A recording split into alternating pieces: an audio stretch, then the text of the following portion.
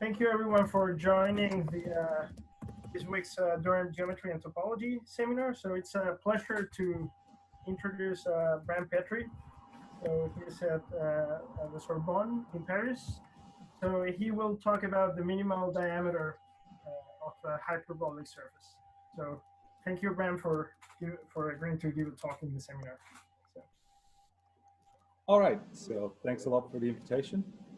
And thanks for the introduction. So I'll be talking about hyperbolic surfaces and their minimal diameter. Maybe I realize that many of you are experts on this stuff, but let me start with a very brief reminder on hyperbolic surfaces. So, and then I'll state the problem that I'm interested in. So for me, a hyperbolic surface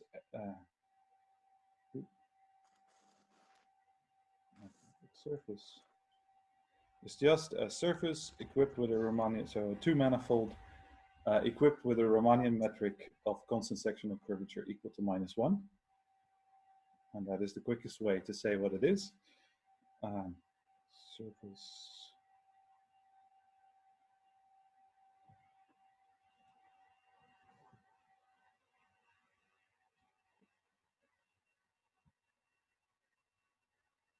metric of constant sectional curvature equal to -1. So that is the quickest definition. I mean, the nicest way to think about it is that this is a Riemannian two-manifold that locally looks like the hyperbolic plane. So, for instance,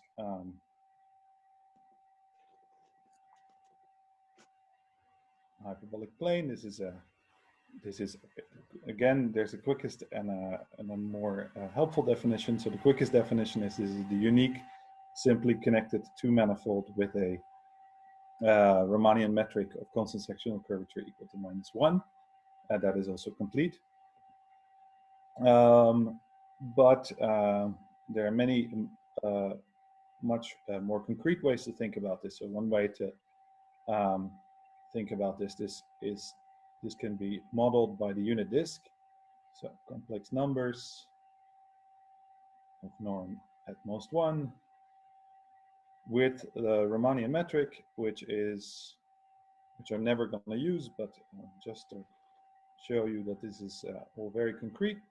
With the Riemannian metrics, that is locally a constant multiple, or locally a multiple of the usual Euclidean metric on the disk, and you scale by 1 minus the distance to the boundary squared, or minus y squared. So in particular, this metric blows up near the boundary of the disk. So, and now how do I build hyperbolic surfaces? One thing you can do is cutting and pasting. So you take, here's the hyperbolic disk. So it turns out the geodesics in this space are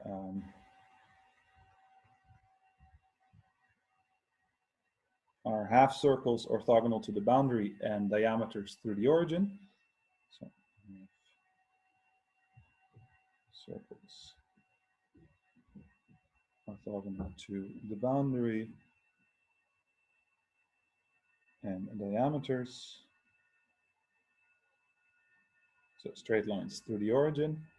And now how do I build a surface? One thing you can do is you can take a polygon with piecewise geodesic boundary.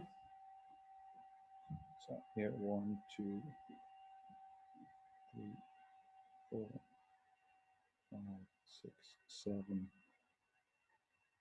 8. And all right. So it turns out there's enough wiggle room in the hyperbolic plane to arrange this polygon. So these are all geodesics, and then I'm looking at these colors. I'm looking at this polygon.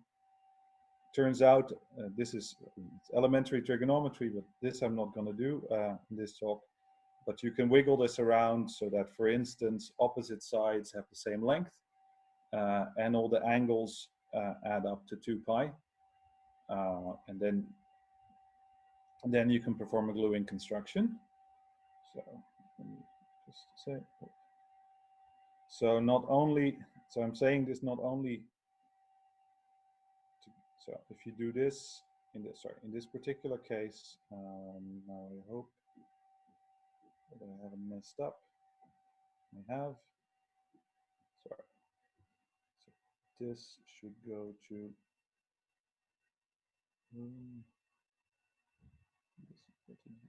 no, sorry, this is correct. 1, 2, 3, 2, 3, and then this one goes to this one. So now I need to arrange it so that sides with the same marking have the same length, and also these angles add up to 2 pi.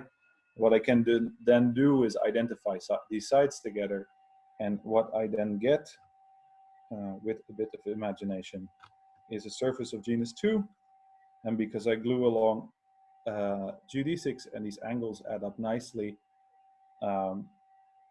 this gives the metric on the polygon given by this very explicit formula is well defined on the whole surface, and hence I get a closed surface of genus 2 with a hyperbolic metric on it. So this should not only convince you that these exist, but also that I have a lot of degrees of freedom here. I can wiggle my polygon around while keeping these conditions fixed, and I get lots of different hyperbolic metrics. In fact, if I now fix the genus and I look at all hyperbolic metrics I get, so as a set, this would be, let's say, the set of hyperbolic surfaces. You say, you make it slightly more formal, closed, so compact and no boundary, closed, orientable hyperbolic surfaces,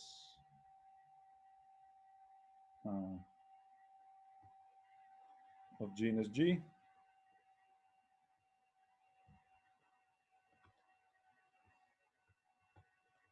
Up to isometry. So the way I'm writing it down, this is just a set, but this set naturally carries the structure of a 6G minus 6-dimensional orbifold, something that is almost a manifold. So let me just call it a space. So this is a 6G minus 6-dimensional space. So not only can I, with this polygon construction, build a closed hyperbolic surface of genus G for all G more than 2, I can build lots of them. I have, even if I fix the topology, I have lots of hyperbolic surfaces. So the talk is about extremal surfaces in this set, and the naive question I'm going to ask is just, what is the most connected surface in this set? So the question is, which of these surfaces in this moduli, oh sorry, this MG is usually called the moduli space of hyperbolic surfaces of genus G, and the question is going to be, what is the most connected hyperbolic surface in there?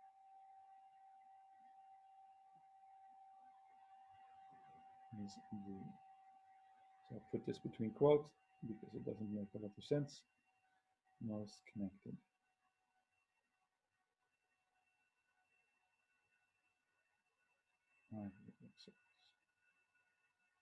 Let me say surface.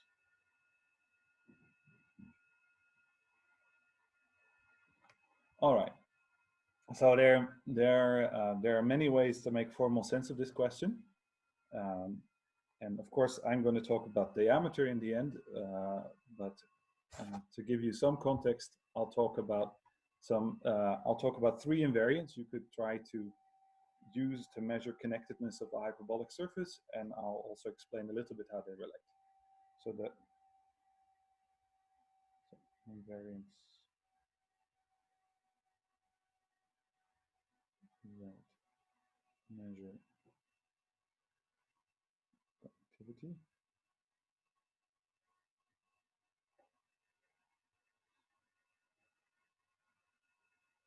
So, okay, so the first one is, of course, the diameter.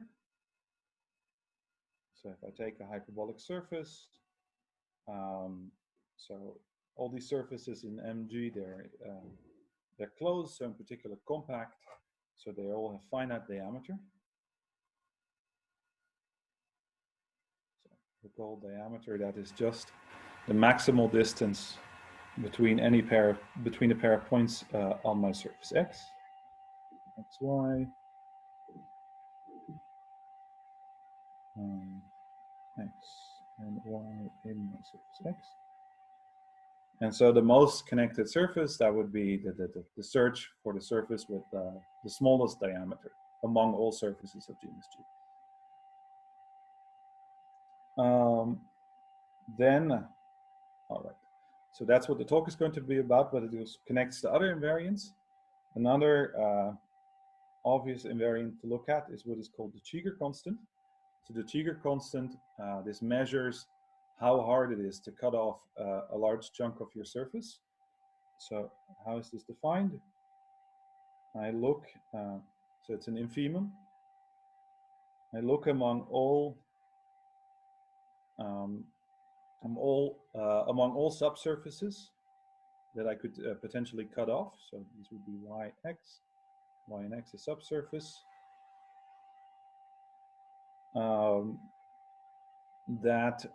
Okay, so if I cut off y of my surface, then I also cut off the other half, its complement. So I'm going to suppose that the area of y is at most the area of x over 2.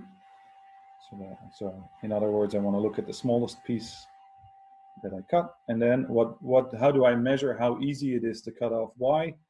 I divide the length of the boundary by the area.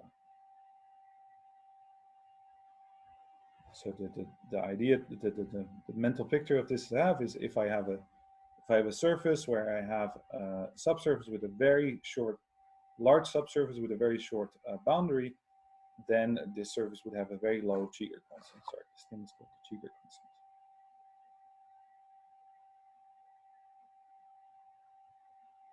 So the picture to have in mind is my surface looks a bit like this. So here's some genus. Then this would be a surface with a very small Cheeger constant, because by cutting this little curve here, I can cut off roughly half of the surface. So a highly connected surface is a surface whose Cheeger constant is large, and a particular surface that does not look like this one. And then the last one, so these two are a bit more geometric in flavor. There's also an analytical version. Another thing to look at would be the spectrum of the Laplacian of the surface. So every Riemannian manifold comes with a Laplacian. So namely, this is just this is the natural analog of the Laplacian on Rn. So what do? You compose the gradient with divergence. So you need the Riemannian metric to define these. So this depends on the Riemannian metric. The minus sign is just a matter of convention. This makes sure that the eigenvalues are non-negative as opposed to non-positive. So I'm not going to go into deeply into this operator, but you can see this is an operator on smooth functions on your manifold. It has, so I'm supposing here that my surface is closed, which means that there is a spectral theorem that tells you that this operator comes with a really nice set of eigenvalues and a corresponding eigenbasis. Spectral theorem, so let me write it down. So if I look at this, the eigenvalue problem, so the problem lambda phi is lambda phi, where phi is a smooth function. Normally, you actually look at this on L2 or dense domain in L2, and a lambda is a number. This has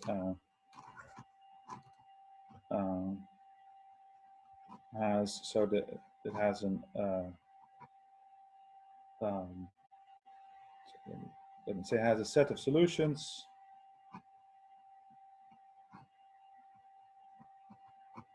phi k, k with the corresponding eigenvalues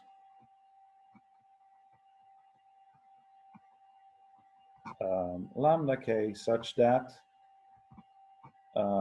so these eigenfunctions you get actually form a basis for L2. So phi k is an orthonormal basis for L2. And these eigenvalues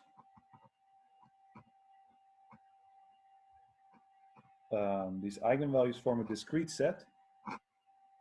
The first one is 0, and they're all non-negative. So the first one is 0, corresponding to constant functions. If I take the gradient of a constant function, I get 0. So I always have a 0 eigenvalue. The multiplicity of the 0 eigenvalue is the number of connected components of my surface. I've been quietly assuming that my surface is connected. So then I have another eigenvalue, lambda 1. That one might have multiplicity, even if the surface is connected, and lambda 2, lambda 3, and so on and so forth.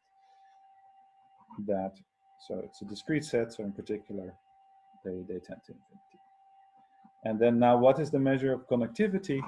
It's the lambda 1. So the gap between 0 and the first eigenvalue, the larger this is, the more connected the surface is. So if lambda 1, I'll make this slightly more precise later. If lambda 1 is large, then I will say that the surface is connected, very connected. So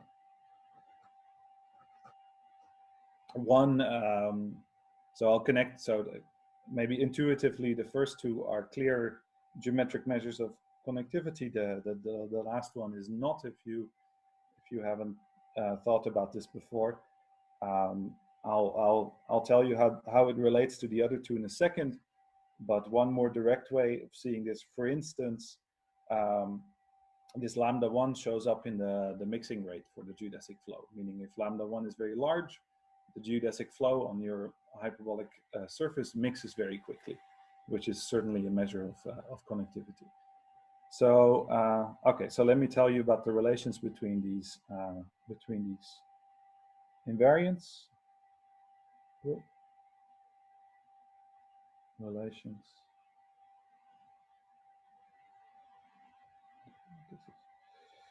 All right. So first of all, so that is another way of seeing that lambda 1 is a measure of connectivity. Actually, it relates to the Cheeger constant. So the reason the Cheeger constant is called the Cheeger constant is Cheeger's inequality, which tells you that if I square the Cheeger constant and divide by 4, I get a lower bound for the first eigenvalue. There's also a sort of a converse to this, which is due to Boozer, which is that there's a linear, all of this is much more general than just hyperbolic surfaces, by the way, except that the constants might change. But there's a linear upper bound on lambda 1 in terms of this Cheeger constant too. So in particular, what this tells you is if I have a sequence of hyperbolic surfaces, I'm going to be looking at sequences whose genus tends to infinity, then the spectral gap tends to 0 if and only if the Cheeger constant tends to 0. So in particular, I will say they're highly connected. If neither tends, if say the Cheeger constant doesn't tend to 0, then that is the same as asking that the spectral gap doesn't tend to 0. So this is another reason for saying that the spectral gap is really the measure of connectivity. Then how does this relate to diameter? This is weaker, but there's a result due to Brooks that tells you that, I'll write it down, not very precisely, this is due to Brooks, but that tells you essentially if your diameter, if your Cheeger constant or your spectral gap, if you want, does not tend to 0, then the diameter cannot grow too large. Namely, it's at most a log of the area of the surface plus, and now comes an error term. So what I'm just saying is a slight lie, in the sense that you also want the injectivity radius not to tend to 0. So maybe the injectivity radius, where injectivity radius, this is for a hyperbolic surface. This is the following thing. I'll draw a picture in a moment. So what the injectivity radius at a point is the largest radius for which, if I expand the disk of that radius, that disk is isometric to a disk in the hyperbolic plane. And then the injectivity radius of the surface is I minimize that over the surface. So what I take the min over all points of the surface of the injectivity radius at the point. So that would be the sup over all radii. Over all radii, so that the disk of radius r around P is isometric to an r disk in the hyperbolic plane in H2. So let me draw a picture. So here's my surface.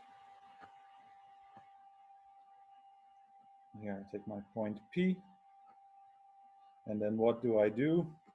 I start expanding a disk around P. At some point, of course, if I let the radius grow, this disk starts overlapping.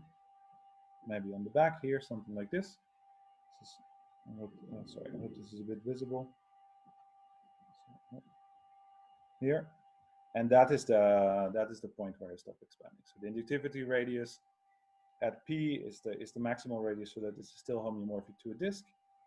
And then I minimize that over all points P in my surface. So maybe let me, okay, I won't go into Cheeger's inequality too much, but let me sketch where Brooks's bound comes from. So that the fact that if the Cheeger constant is large, then the diameter is small.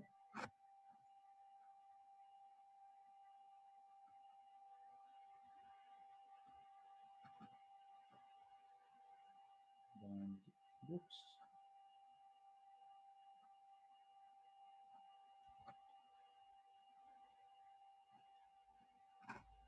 All right, so I'll draw another surface. So what is the idea?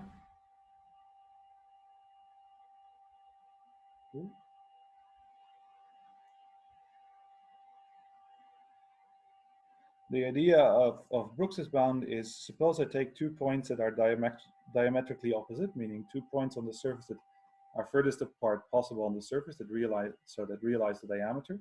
Now, if I start expanding balls or disks around these points,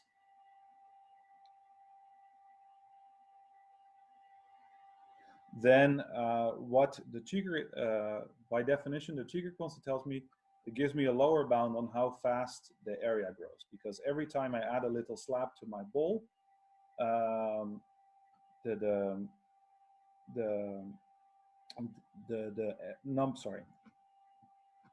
Cheeger, so definition of the Cheeger constant gives me, so just H, that if the area added to my ball, if I add a little slab, this is bounded from below roughly by the Cheeger constant of the surface times the area I already had, because the Cheeger constant measures how, in particular, how hard it is to cut the disk off that I already had. Okay, so in particular, this tells you that the area grows exponentially with a rate that depends on the Cheeger constant. And this holds. The Cheeger constant only measures up to half the area, right? Because I only measure how hard it is to cut off a chunk that is at most half the area.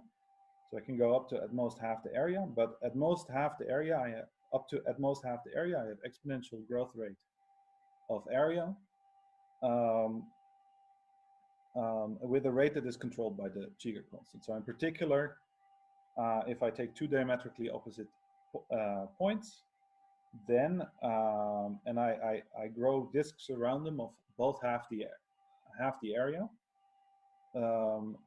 then I know which radius I need to go to, because I know there's an exponential growth rate determined by the Cheeger constant. It's roughly a log with something of the Cheeger constant into it. And if now I have two disks that cover both half the area, so they must overlap somewhere. So there's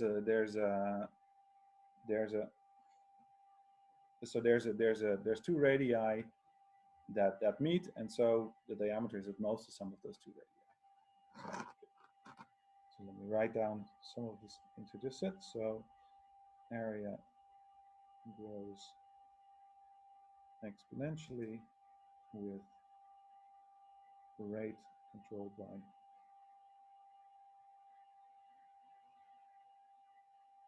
h of x. So the rate is roughly 2 over h of x.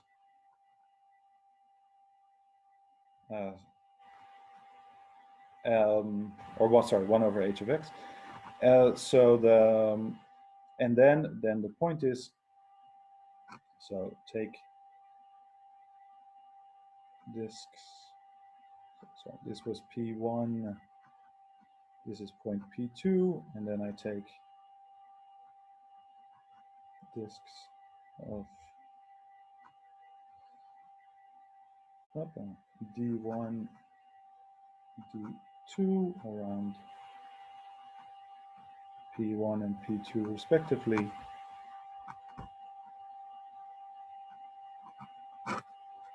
Such that area D1 is area D2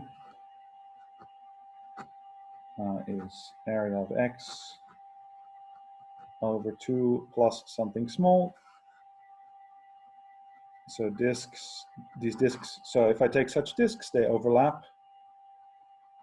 The radius is controlled by the exponential growth rate of area as a function of radius. So I get a bound on the diameter. On the other hand, so where am I lying here? I'm lying because these disks might start overlapping when I grow them. And that is controlled by the injectivity radius. If I have a really short curve somewhere, these disks overlap a lot. So I get some error term coming from that. So that's why there's an error term coming from injectivity radius. But if the injectivity radius is uniformly bounded from below, you can really make this work. All right, maybe I should have said this at the start, but obviously feel free to interrupt me with questions and comments anytime. I'll also try to keep an eye on the chat, but I can't guarantee that I read everything in time. Okay, so this gives you in particular that if I have a sequence of surfaces whose area tends to infinity, Cheeger constant is uniformly bounded from below, then the diameter is at most logarithmic in area. And in fact, this is actually a pretty good bound on diameter, because you can't really do much better than logarithmic in area. So that is the last thing I want to say before I get to our joint work with Thomas and Nicolas. Namely, that if I fix the genus, this I also prove, or wave my hands at. If I take a hyperbolic surface of genus G, and then the diameter of that surface is always at least logarithmic in genus. In particular, it's bounded below, or sorry, logarithmic in area of x. So, because so it's bounded below by a function that is logarithmic in area. When I write this squiggle here, what I mean is it's bounded from below by a function that is asymptotic to log of area as area tends to infinity. So this is really easy to see, so let me prove it. Modulo a little bit of hyperbolic geometry. So what is the reason for this? If I take, so the simple observation is that if I take any point in my surface, if I take a point in my surface, if I expand the disk around that point of radius to diameter, I cover the whole surface. But so by definition of diameter, my surface is the disk around a p of radius to diameter. Just because if there is a point outside this disk, then there is a point further away from p than the diameter, which is a contradiction with the definition of diameter. May I ask a question? Yeah, sure. The area is determined by the genus, right? So yes. So that means the right-hand side is constant, right? When you choose x element mg. Yes, absolutely. Yes. So it has to do with the genus somehow. So as the genus grows, then the diameter grows or something. Yes. Okay. Yes. Yeah. Yeah. So that's a good point. So where I eventually want to get at is how this bound behaves as the genus tends to infinity, or the area.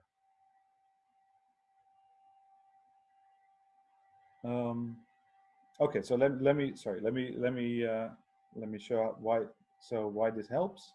So again, the surface equals the disk of radius the diameter. In particular, that means that the area of your surface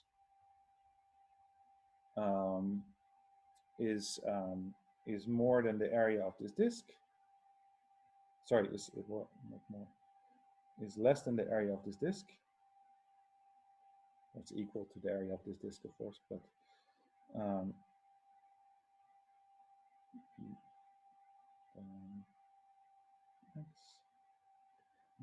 and the area of this disk in turn, because it's a hyperbolic surface, this is certainly less than the area of a disk in a hyperbolic plane with the same radius.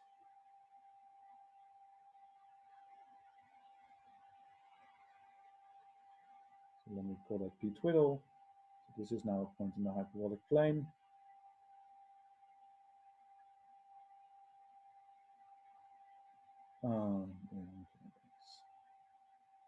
And this, now with a little bit of hyperbolic trigonometry, this you can compute, and this is roughly e to the power diameter, e to the power of the radius. So you get that e to the power of the diameter is more than the area of x. So in particular, the diameter is at least logarithmic. Now, yes, now let me immediately repeat this remark that was just made. Area is actually a constant on this. I should have said this earlier. Area is constant on this moduli space. So this is the Kaspani theorem.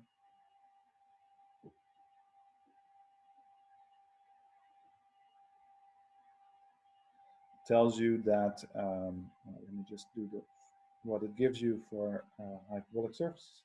It tells you that the area of the surface is 4 pi times g minus 1. So in particular, you get a completely topological lower bound on the diameter of a hyperbolic surface.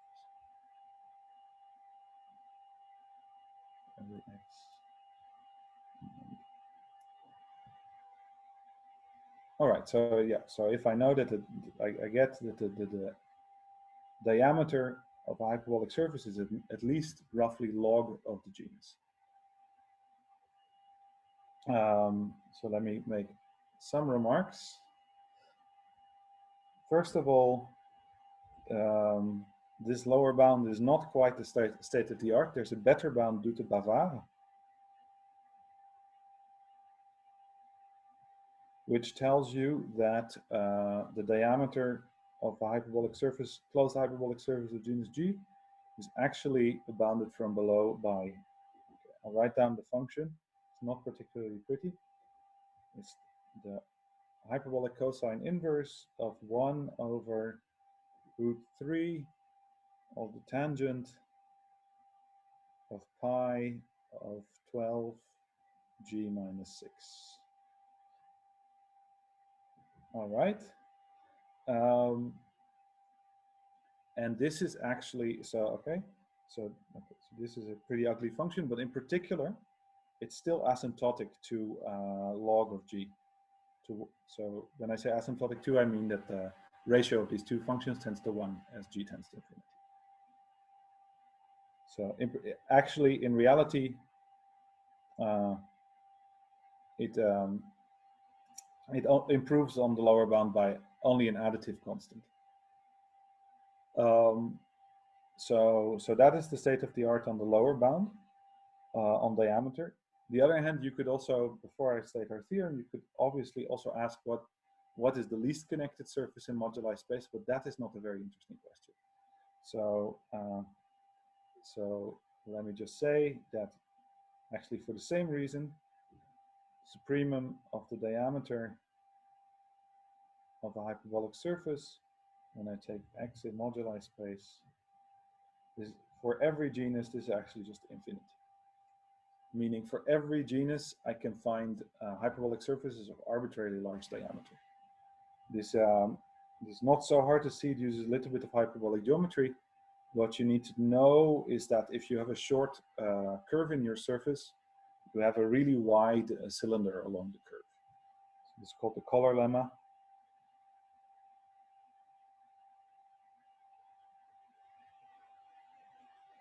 Which tells you that if I take gamma is a simple closed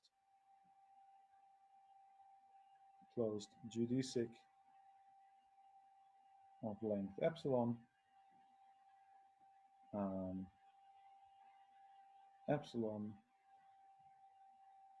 then if I look at all points in the surface that are at distance at most 1 over sinh of epsilon over 2. The function itself is not so important, but this thing, so this is always a cylinder. So the only thing to observe is that 1 over sinh of epsilon over 2 tends to infinity as epsilon tends to 0. So in particular, if I have a really short curve, I have a really wide cylinder in the surface. And now you need some hyperbolic geometry, but it turns out it's not so hard to construct, say, a hyperbolic surface of genus 2, where this curve here has length epsilon. For every epsilon, you can find such a hyperbolic surface, which means that this cylinder here gets very wide, and in particular, the diameter gets very large. So this you can do. So the supremum of the diameter is infinite. Also, the infimum of the Cheeger constant, and hence the infimum of the spectral gap, is 0. Because if I cut through this curve epsilon of length epsilon, I also cut off about half of the area of my surface. All right, so the least connected hyperbolic surface is not a very interesting question. So now comes the theorem that I want to talk about today. This is joint work with Thomas Budzinski and Nicolas Curien.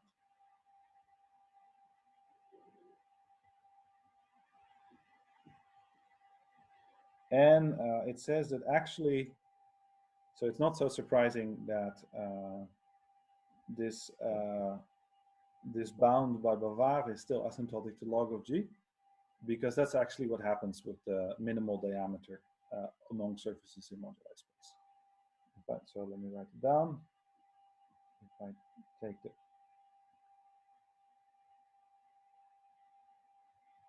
so let me take if I compare the minimal diameter of a surface of hyperbolic surface that is closed and has genus g, I compare that to log of g.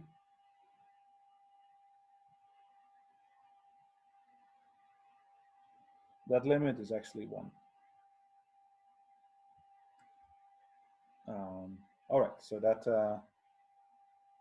on the other hand, we can't prove that Bavard's bound is sharp. So there's still a gap between our upper bound and Bavard's lower bound. But at least the minimal diameter of a hyperbolic surface of genus g is asymptotic to log of G. Are there any questions up until this point? Okay. All right. If not, then I'm going to tell you where this comes from. So it's sort of constructive. So what you need to do to prove that this diameter, this diameter is asymptotic to log of G, you need to find examples. So let me tell you about the sources of highly connected hyperbolic surfaces that I know. I know 2 of them.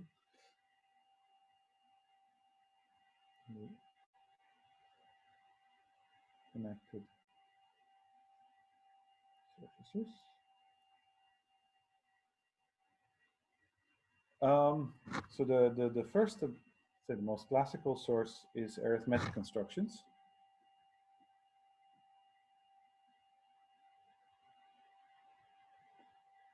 So you use number theory.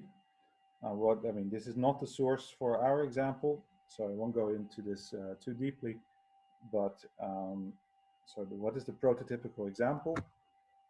So the prototypical example, even if is a surface of infinite diameter. So what it turns out that probably most of you know this, but the group PSL2Z acts on the hyperbolic plane. It has a quotient that is not quite a manifold, but what can you do? You did so this, but this this group is an arithmetic group, PSL2Z, which means that it comes with a nice sequence of covers called congruence covers. And if you look at those, you can actually get surfaces with small diameter out of this. So let me just wave my hands at how this works. So this, let me put this x1. So I can in these PSL2Z I can find I have finite index subgroups of the following form, usually called gamma n, which are these are matrices A, B, C, D in PSL2Z that are the identity modulo n.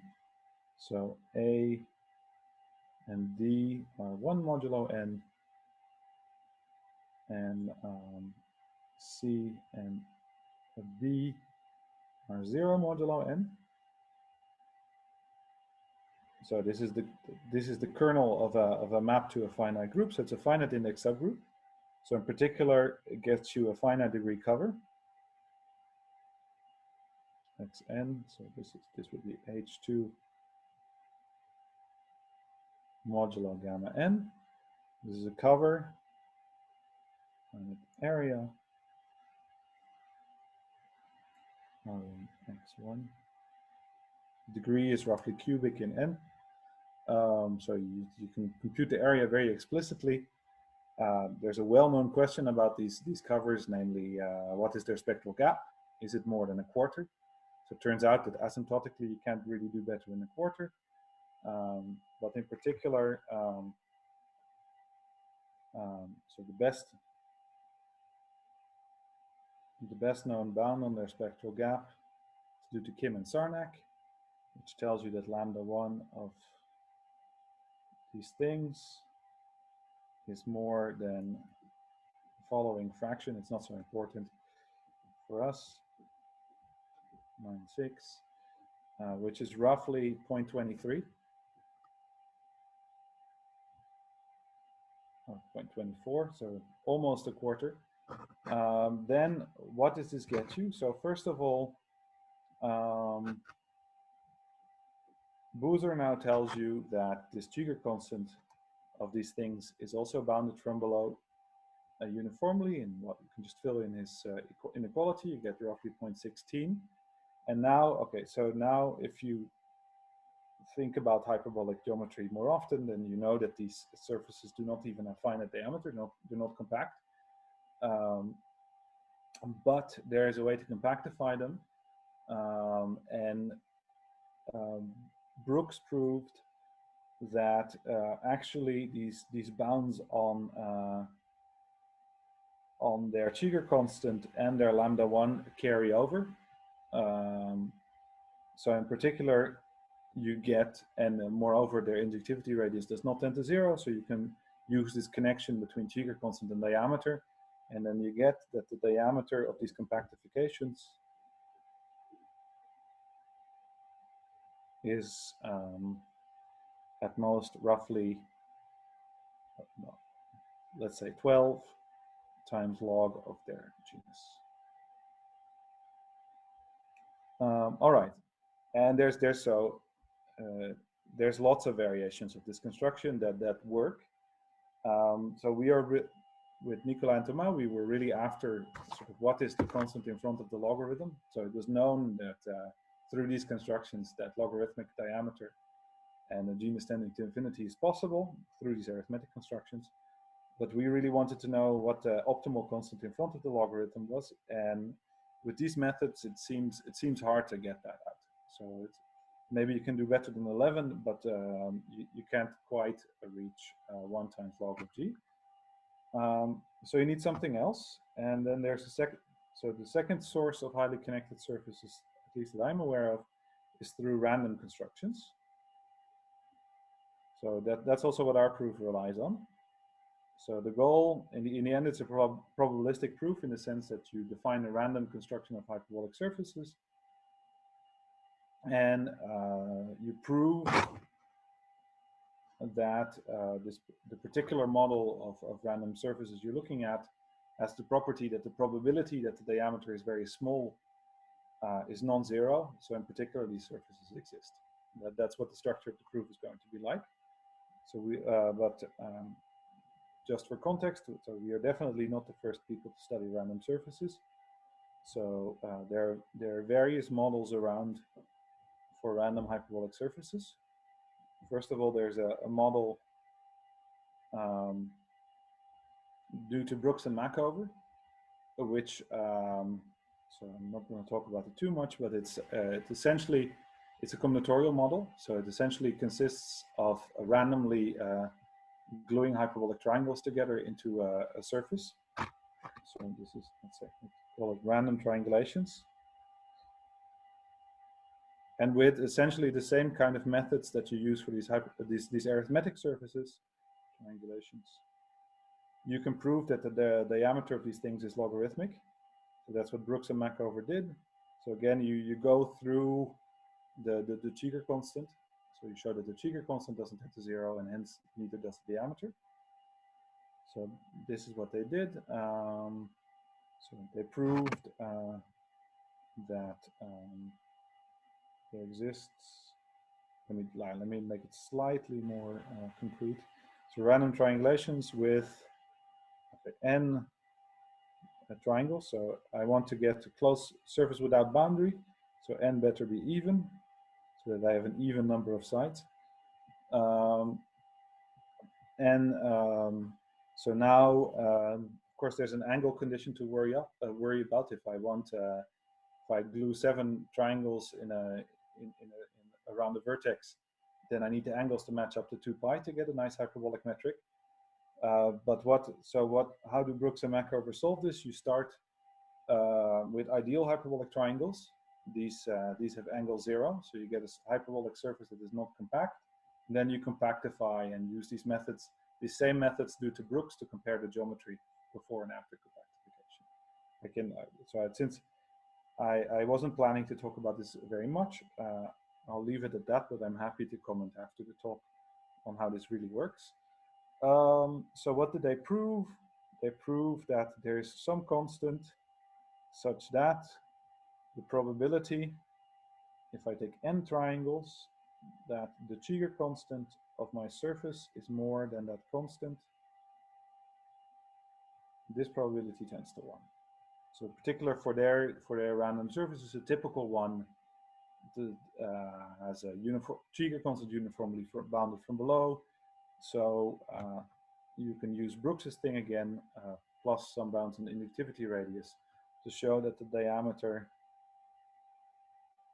of these surfaces is bounded by something that is roughly 2 times divided by this constant of their area or their genus, if you want.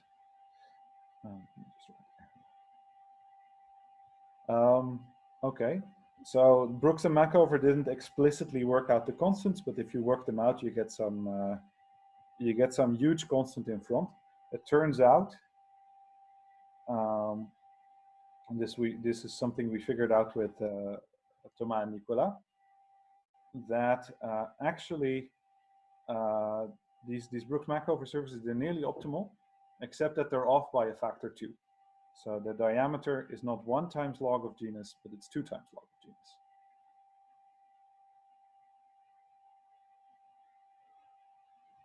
All right, so this is definitely a source for highly connected hyperbolic surfaces, but it doesn't quite solve our problem. Now there are also other models. So there's a nice. You could of course also try to define some volume measure on this set of hyperbolic surface of genus G and use that to pick one at random. Such a measure exists. It's called the Will-Peterson measure.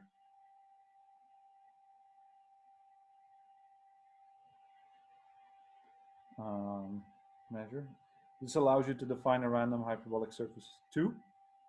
So Mirzakhani studied this. What she proved is that in that, a random surface in moduli space, these also have logarithmic diameter. They're also highly connected.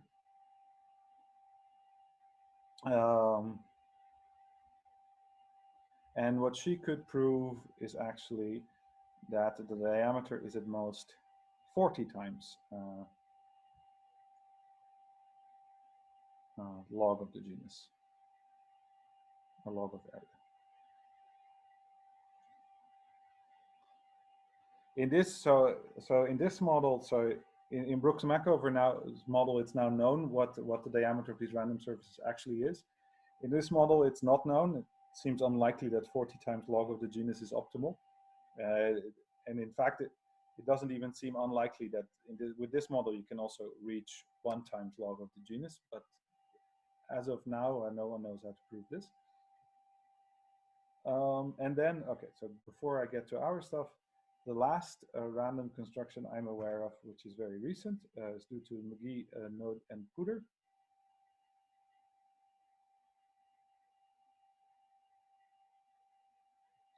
One thing you can also do is you can pick a random cover of a closed hyperbolic surface. So random, if I fix a finite degree n, I have finitely many covers of that degree, so I can just pick one uniformly at random. Cover of a closed surface. So I get a surface with a genus that is linear in n.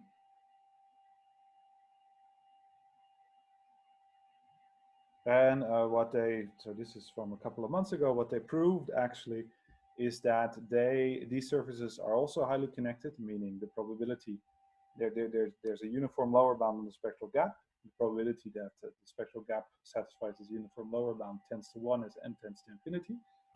So what they actually prove, so I'm gonna suppose now that it's a bit more general than this, but suppose I take a surface X which already has a spectral gap more than 3/16. These surfaces, so for low genus, these surfaces are known. So we can point to really concrete examples with this kind of spectral gap. And now I take a random degree n cover, and then the probability that lambda 1 of the cover is more than 3/16 minus epsilon. This probability tends to 1. So again, you get surfaces with logarithmic diameter from this, but again, because you go through these comparison bounds by Brooks, you don't get optimal constants, just for exactly the same reason as with all these other models. So now what did we do?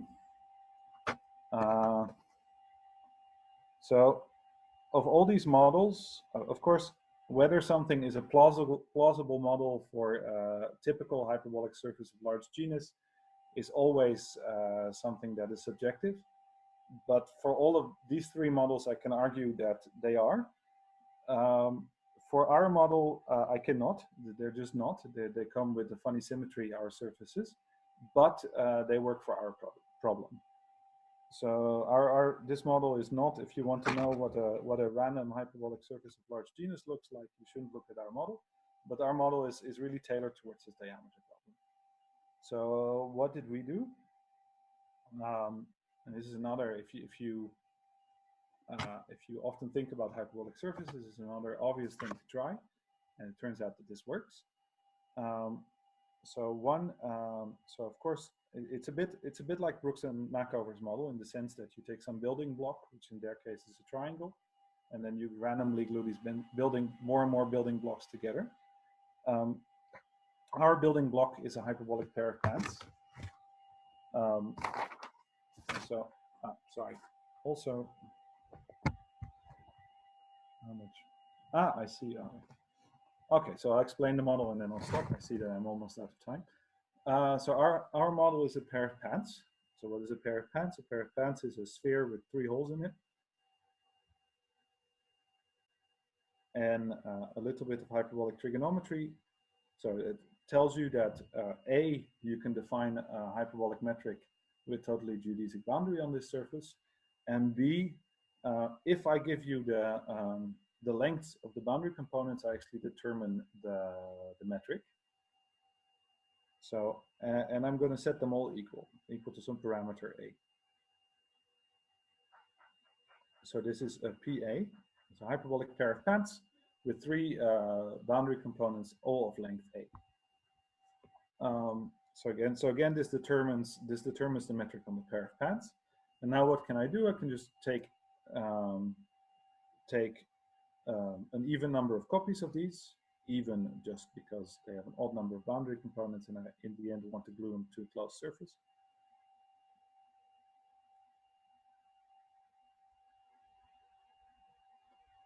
So if I take this is a little Euler characteristic computation.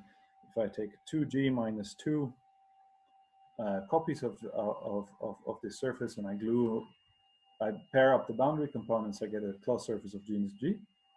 So that's what we're going to do. We're going to glue randomly. So now I need to say what glue randomly means.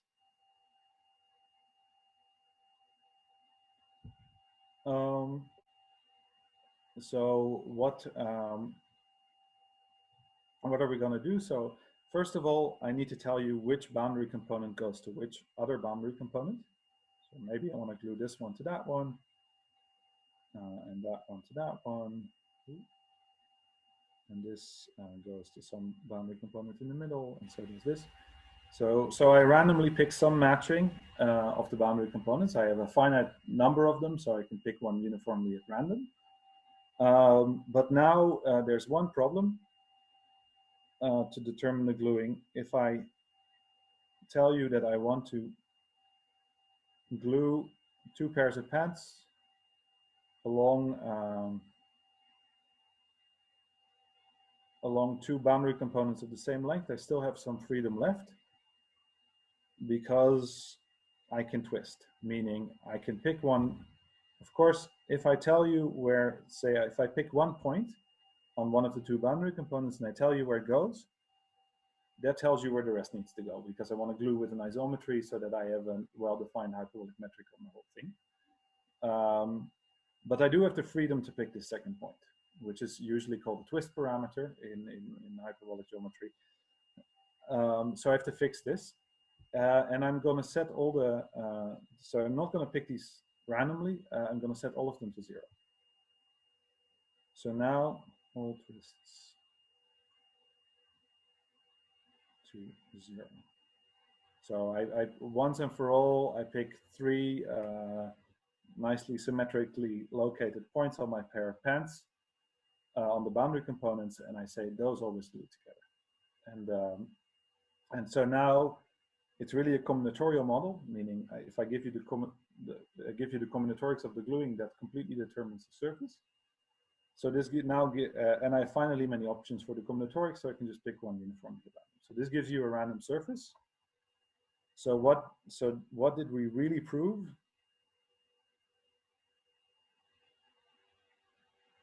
So let me call this theorem prime. This is the honest version of the previous one. So let me call SGA. So it depends on two parameters. I have a genus, which gives me the number of pairs of pants, and I have this boundary length. And what did we really prove?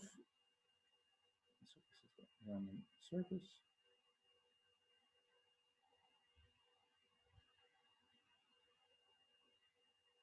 We proved that for every epsilon, there exists an A. So what happens if I let epsilon shrink to 0, A tends to infinity, such that the probability, that depends now only with parameter G, that the diameter of SGA is less than 1 plus epsilon times log of the genus. This probability tends to 1 as G tends to infinity.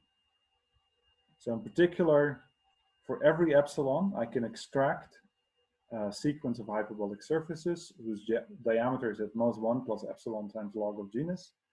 So in particular, the minimal diameter is asymptotic to 1 times log of genus. And I won't have time for a proof sketch, but it relies on, so that basically has two inputs. One is combinatorics, of course. You need to understand the combinatorics of these gluings, of these random gluings. So what we prove is that most points in these random gluings actually have a neighborhood where they really look like a tree of pants. So where there's not, where pants are not glued in cycles, but really in a tree shape. And then you need to understand the growth of the number of pants as you walk away from a point, the number of pants you see.